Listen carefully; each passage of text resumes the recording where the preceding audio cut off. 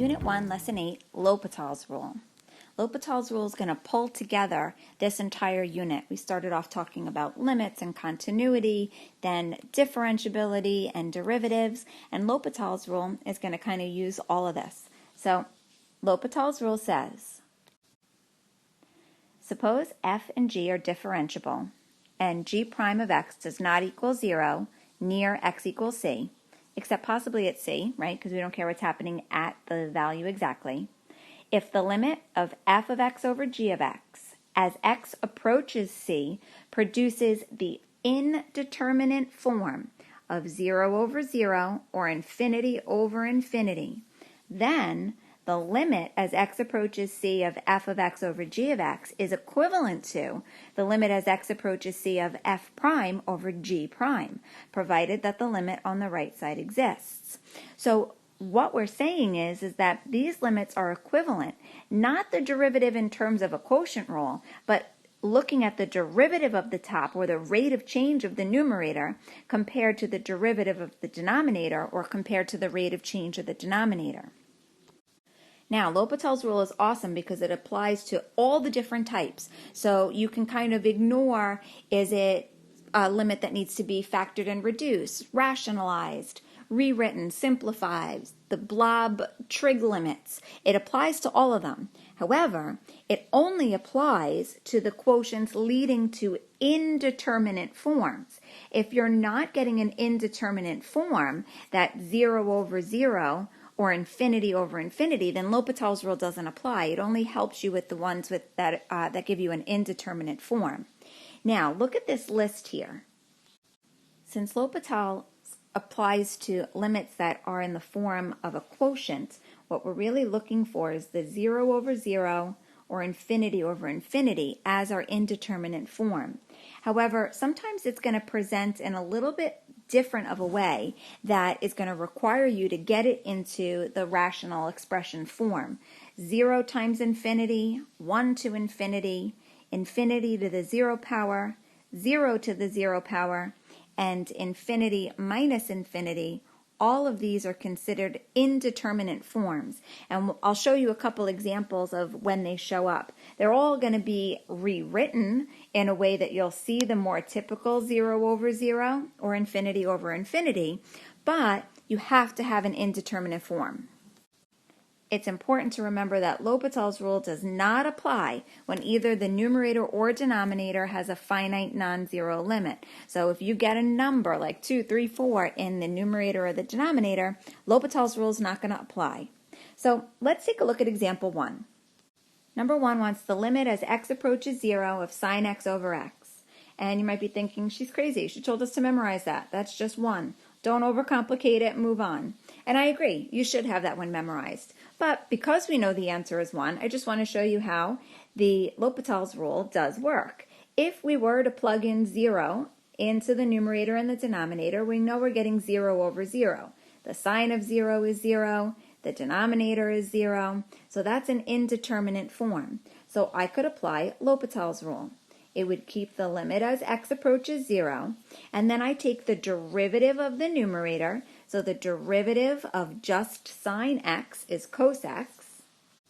Put it over the derivative of the denominator, the derivative of x is just 1, and then reevaluate. So the cosine of 0 over 1.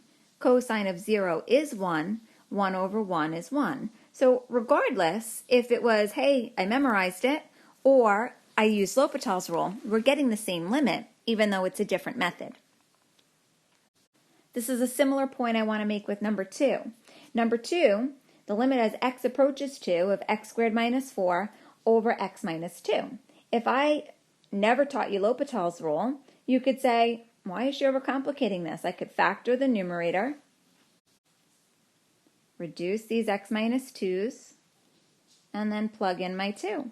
2 plus 2 is 4, and that's my limit. This is great. There's nothing wrong with that.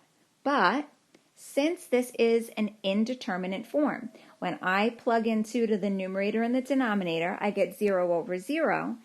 L'Hopital's rule is just another option.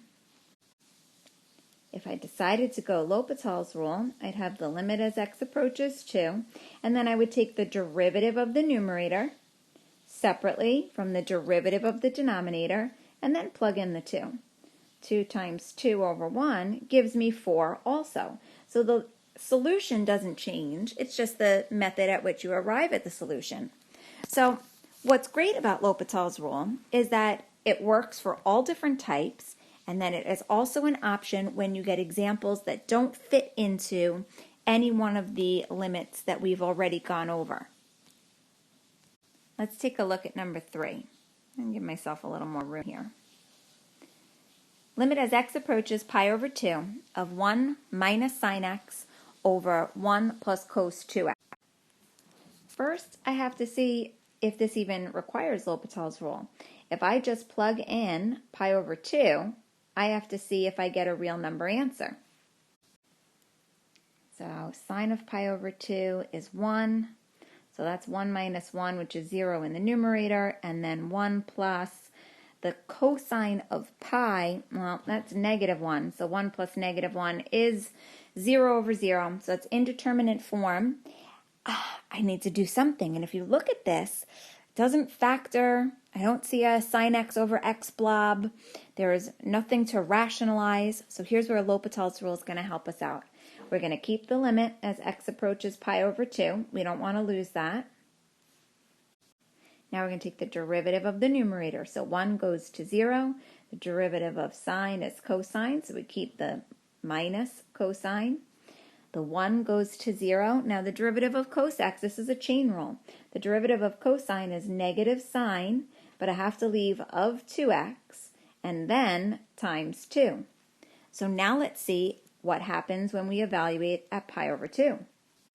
Okay, let's reduce these 2's.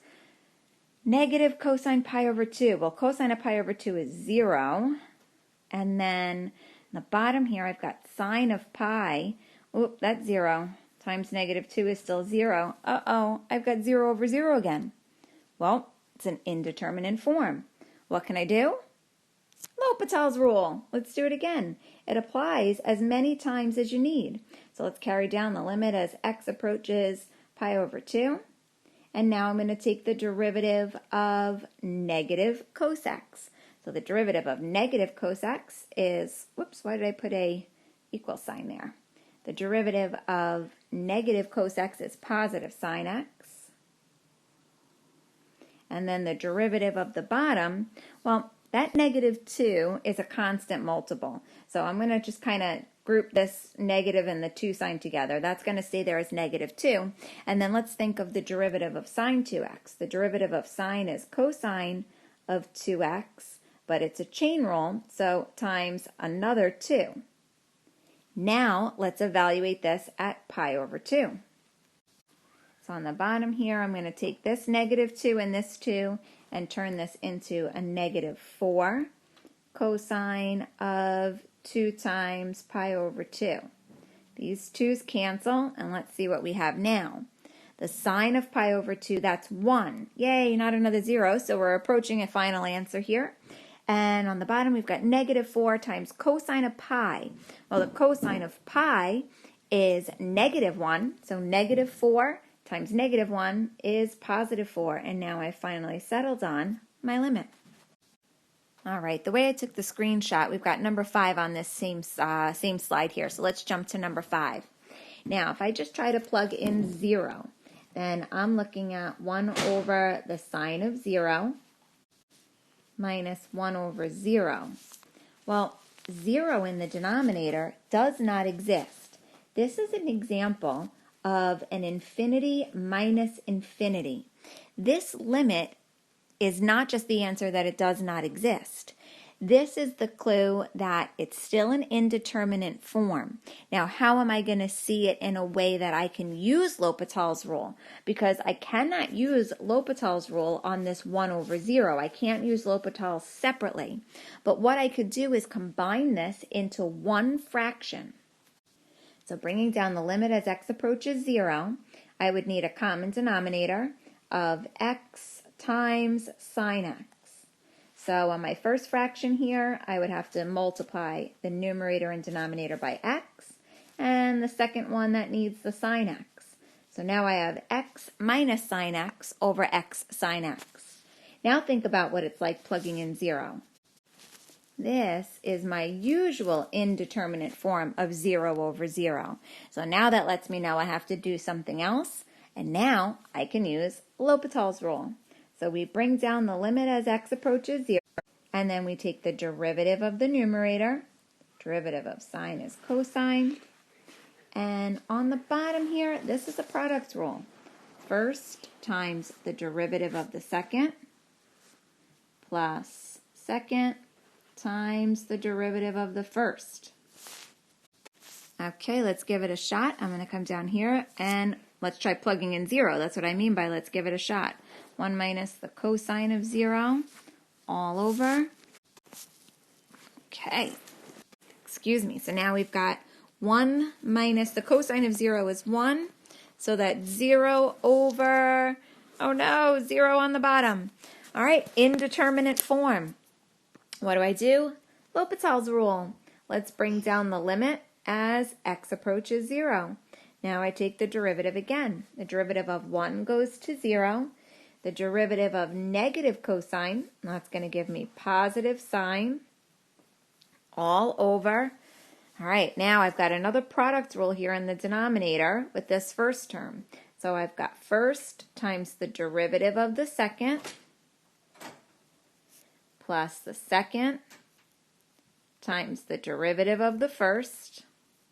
And then finishing this out, my last term here I have plus sine x, so plus the derivative of sine x, which is cosine x. So now let's plug in 0. We've got sine of 0 in the numerator. Oh no, I'm a little bit nervous because that's 0. Then 0 times negative sine of 0, which all of this is still 0, plus, cosine of 0. That's 1, plus another cosine of 0, which is also 1. Sorry, this is getting so sloppy. So we've got 0 in the numerator, but we have a 2 in the denominator. This is not an indeterminate form. 0 over 2 gives us a solution of 0. So when you're evaluating a limit, anytime you get 0 over 0, you can apply L'Hopital's rule. No matter how many times you do this over and over and over again, you can apply L'Hopital's rule. Let's take a look at number 4. The limit as x approaches 0, secant x plus 9 over tan x. What you can't forget is that you always have to try just plugging in 0. Now, secant, since I have to do this without the use of a calculator, secant is 1 over cosine. So I'm going to write this as 1 over cosine of 0. That'll be easier for me to do this. Plus 9 over the tan of 0. Well, the cosine of 0 is 1. So this is 1 plus 9, which is 10 over 0. This is not an indeterminate form. And now the 0 is in the denominator, so the limit isn't 0. The limit doesn't exist. Sorry about that. My phone started ringing. Last one. The limit as x approaches, now I don't remember if I changed this typo on your printed handout, but this is a typo. The limit as x approaches 0, this answer would just be 1 and it wouldn't require L'Hopital's rule. But what I want to say is the limit as x approaches 1. So I'm going to rewrite this so that we actually have the example that requires L'Hopital's rule. If we plug in 1 now for x, cube root of 1 is 1. So 1 minus 1 is 0 on the top, and then 1 minus 1 on the bottom. Just evaluating this at 1, we're looking at an indeterminate form. So L'Hopital's rule applies. We bring down our limit as x approaches 1, and then we take the derivative of the top and the bottom separately. Now cube root, that's the 1/3 exponent, so this is a power rule. Bring down the 1/3 and subtract 1 from the exponent. The derivative of 1 goes to 0. The derivative of the bottom is just 1. So now I can plug in the 1. I'm looking at 1/3 times 1 to the negative 2/3.